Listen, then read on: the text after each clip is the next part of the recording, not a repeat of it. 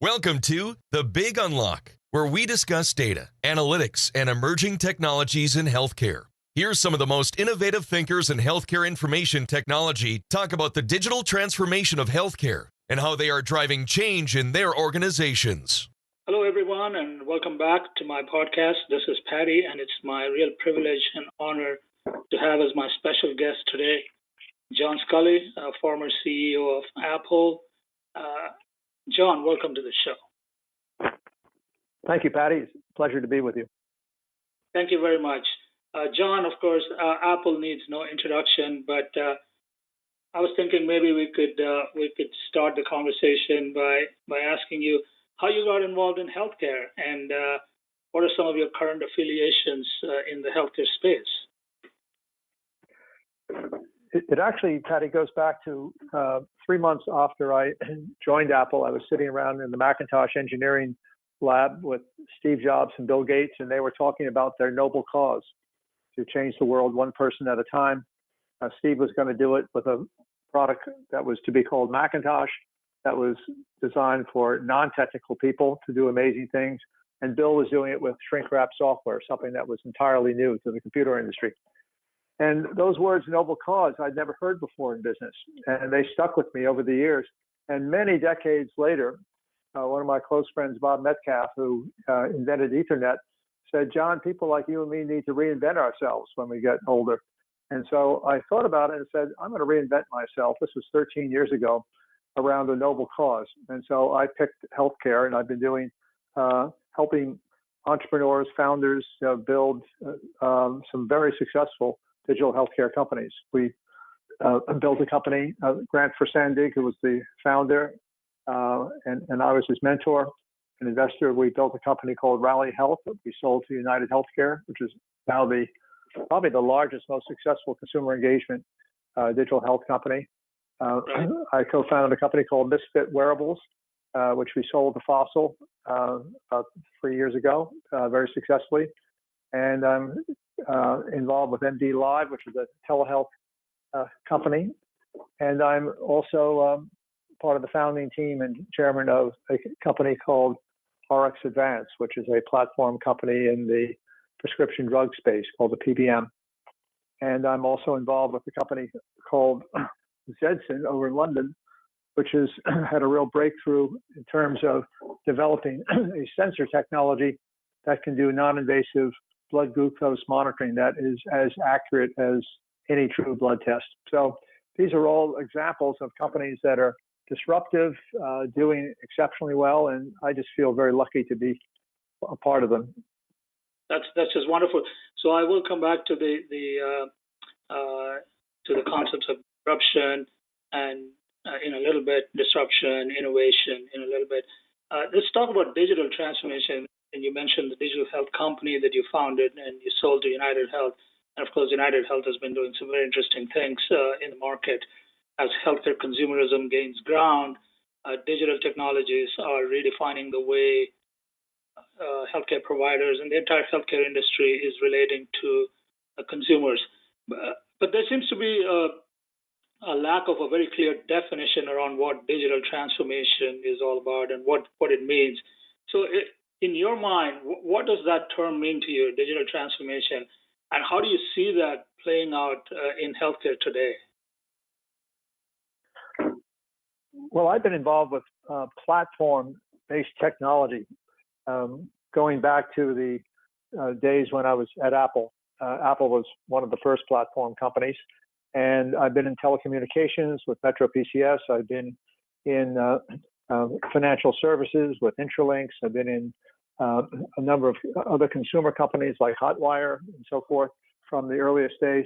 So platform technologies has revolutionized industry after industry with one big exception, healthcare. And the reason why it's been late to the party at healthcare is because the domain expertise of healthcare is so complex that the money that's being made in the healthcare industry is so significant that a lot of people don't want to rock the boat, and there are lobbyists there to kind of slow things down in terms of innovation and change. And it's an industry that's very highly regulated. If you make mistakes, you can affect people's lives. So in very serious ways. So for all these reasons, platforms are only just becoming to be significant in the healthcare industry. Platforms are probably the greatest example of digital health enablement. And I think we're going to see more and more success stories by 2020 and beyond that will demonstrate that healthcare will be just as important an opportunity for platform technologies as all of these other industries have been. Right. And my firm, I run a growth and digital transformation advisory firm that focuses exclusively on healthcare. I've been in the healthcare space for about 20 years. And in my work with health systems in general, one of the things that I find is that healthcare is a very traditional industry, and I think you alluded to that earlier comments. More importantly, from a platform standpoint, they are, especially health systems, they're dominated by electronic health record systems. We spent the better part of a decade and more digitizing patient medical records, and tens and hundreds of millions have been spent on doing that. But now you have the big tech companies, including Apple, Amazon, Google, Microsoft. They're all making big investments, and they're trying to build these digital platforms of the future. My own sense is that, as you rightly said, it's in early stages. But what are you seeing as the impact of these companies coming into the market, and what's the kind of a time window we're looking at for them to really become the de facto standards in terms of the platforms for the future? Well, I think it's really becoming clear that Microsoft, Amazon, Apple, Google are all planning to move into the health industry in very major ways. Morgan Stanley estimated that by 2028, that Apple's health business could be as large as $300 billion a year. And Tim Cook has even come out and said that he believes that looking back decades from now, health will be the single biggest legacy for Apple. And they aren't really in the health industry beyond putting in, some sensor capabilities inside of the Apple Watch. So this is going to be require huge growth. Amazon has already announced Alexa Health. Amazon has over 100 million Amazon Prime users who, if Amazon comes up with a health service, and my guess is it'll be a subscription service because so many businesses that Amazon is doing are moving in that subscription service model, that Amazon has the talent and the capability to build major businesses in health. Their acquisition of PillPack is just one example of that. And then you look at Google. Google, about 8 months ago, recruited David Feinberg, one of the most admired executives in the health industry, from Geisinger, to become CEO of Google Health. And no one is more advanced in machine learning and artificial general intelligence than Google. So I would say look for them to also be doing things with, for example, if Amazon's going to have the Alexa Health voice assistant and tie that into health services, it's realistic to expect that Google will be doing things in a similar way with a Google Assistant. So those are just a few examples of what's possible. And as we all know, those of us who have been around the high-tech industry for some time, there is no one who has transformed a large company so successfully as Satya Nadella at Microsoft. In 5 years, it's like a totally different company in terms of culture, in terms of growth, in terms of innovation. So Microsoft also is going to be a big player in the future. The thing which I've learned, because I came out of big tech, but I've been in healthcare for 13 years.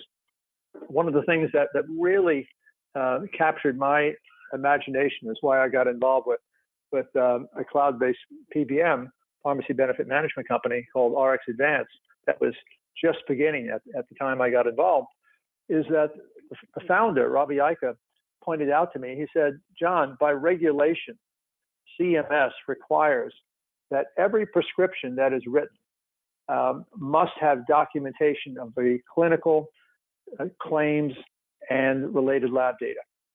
And he said, if you could take that data and not just use it to adjudicate reimbursements, which is the traditional role of PBMs, but if you could use that data across the entire continuum of care, and particularly get it to those chronic care patients with high comorbidities. As you know, Patty, about 5% of the U.S.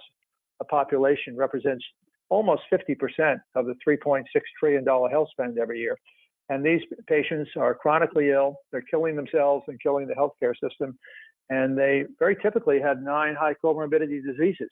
But there are many of these patients who are getting duplications of medication. They're getting side effects because different physicians don't know what other physicians are prescribing. And so the ability just to take that data, which the health plans have, not the electronic medical records that are normally captured by Epic and Cerner and others for the providers, but the data that the health plans have from their PBMs. You can get that data across the continuum of care, get it out to the physician specialist, get it all the way to the point of care, whether it's in the home or point of care at retail. You can dramatically change the way we serve people, the costs of serving people, and particularly the most expensive patients, the chronically ill patients. So that's what got my attention. And that's just one example of a very large sector of the healthcare industry, the prescription drug ecosystem. And you could find others examples, but that's one that really caught my attention several years ago when we were starting RX Advance. Right. And there is no dearth of disruptive ideas and innovation that is coming out of the tech industry in particular.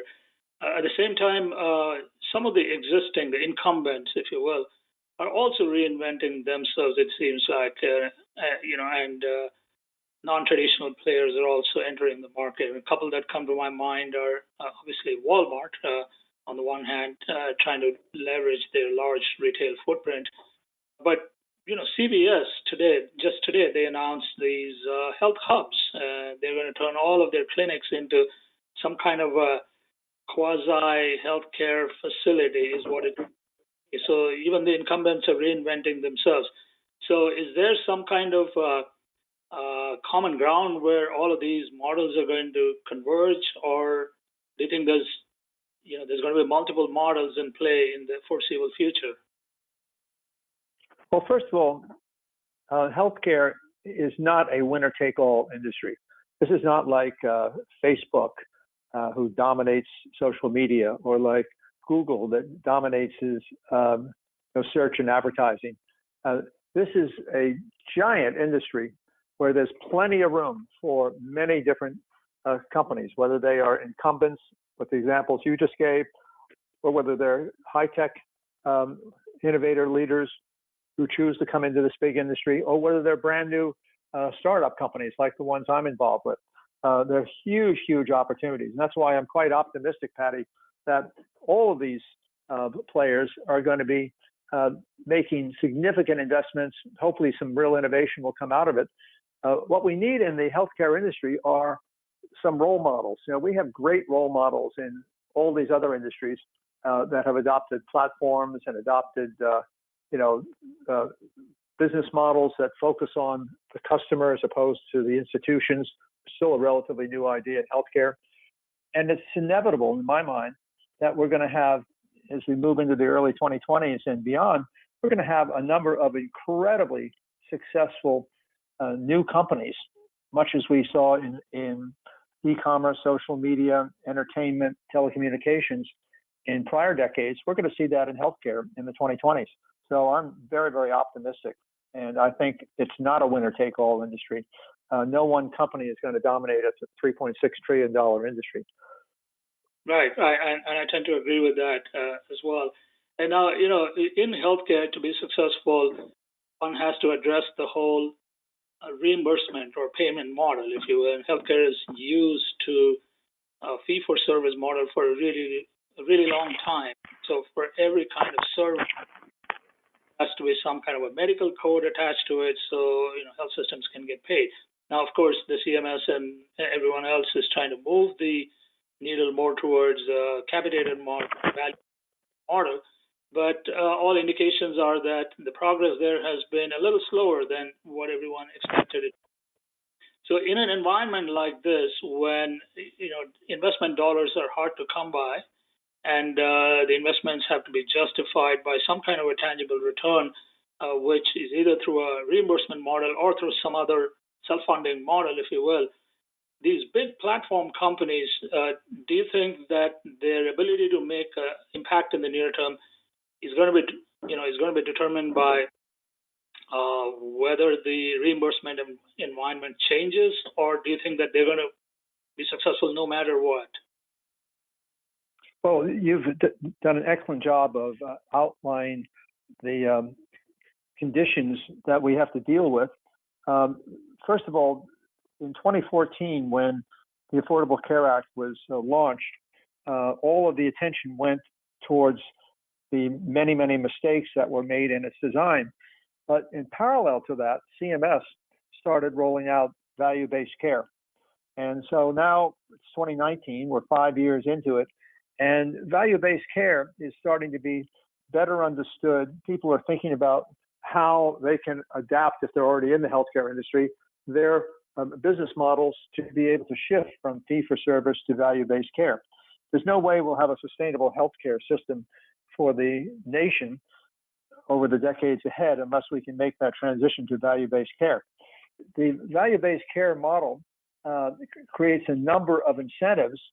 So there are HEDIS measurements, there are star rating bonuses, there are other ways in which the health plans can earn extra incentives for having good patient outcomes, but there are also penalties. And probably the biggest penalty is if a chronic care patient is readmitted to the hospital within 30 days of discharge, it can be $10,000 a night penalty for the payers and providers. So there are big reasons why the healthcare industry, whether it's incumbents or new people coming in, want to find ways to treat chronic care patients, not only with a better quality of life, which is going to be possible with better technologies and innovation, but also with dramatically better outcomes in terms of keeping those seriously ill people from being readmitted back into the hospital.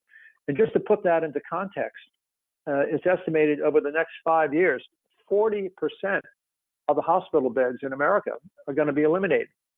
And what that means is that more and more of these people who are chronically ill, who would have been treated in the hospital as an inpatient, are going to be sent home, maybe after having a outpatient medical procedure, including surgery. So the ability to find ways to treat people remotely, and think what that means to an industry like telehealth. Now, telehealth, there's really only one success company in telehealth today, and that's Teladoc. Right. But it's an industry that has largely been built around low acuity care. And low acuity care is for people who only need to have someone write a prescription because they've got the flu, let's say, once a year, maybe twice a year. It's hard to build an industry around that. On the other hand, as this huge chronic care patient, aging society, people moving from hospital beds to being served in their own home, advancements in technology that enable remote patient monitoring, as these things start to gather scale, something like telehealth, I believe, is going to pivot. And it's going to pivot towards higher acuity care. It's going to pivot towards being more routine, where people who are not in a good way to be able to go to a hospital, go to a doctor's office, don't even necessarily have the money for the transportation services, they're going to be served more and more in a combination of in-person visits with doctors and nurses, but also remotely via telehealth. And that's going to be the sweet spot for telehealth. And it is very likely, in my opinion, that the big health insurers, the payers, over the next several years are going to be buying up the telehealth companies that have built the complex infrastructure of how do you get doctors who can meet the regulatory requirements and who are trained and who you have the tools, usually platform tools.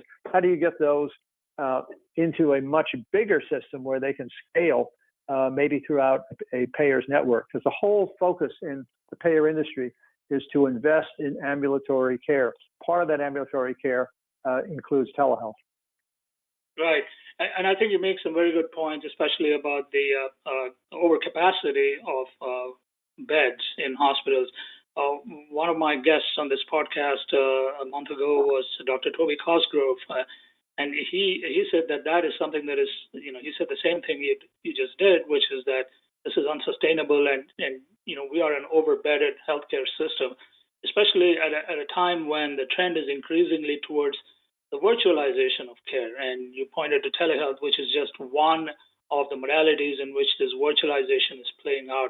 And there's some very interesting cases, especially Intermountain Healthcare and Mark Harrison and the work that they're doing, especially around advancing telehealth for rural care in Utah. And so there's some very interesting cases out there.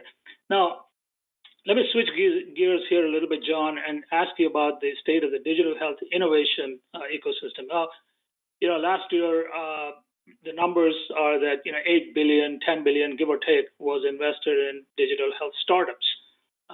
And a lot of these startups have come up with some very interesting ideas, but a good many of them struggle to gain the traction that they need for a variety of reasons. And I study that space very closely. There's a variety of reasons, but the fact of the matter is that there is no dearth of innovation. People are coming up with smart ideas and smart companies. At the same time, they're unable to sort of break through some kind of a barrier, and very, very few of them are actually pushing through to the other side and becoming meaningful in size. Just a couple come to mind: Livongo, Health Catalyst. Those are the ones that are setting themselves up for IPO. Maybe a Proteus, but the vast majority of them are not doing well. And firstly, do you agree with that assessment? And what do you think needs to happen for us to unleash and unlock that innovation in order to help healthcare in this transition towards the future? Well, I very definitely agree with your assessment.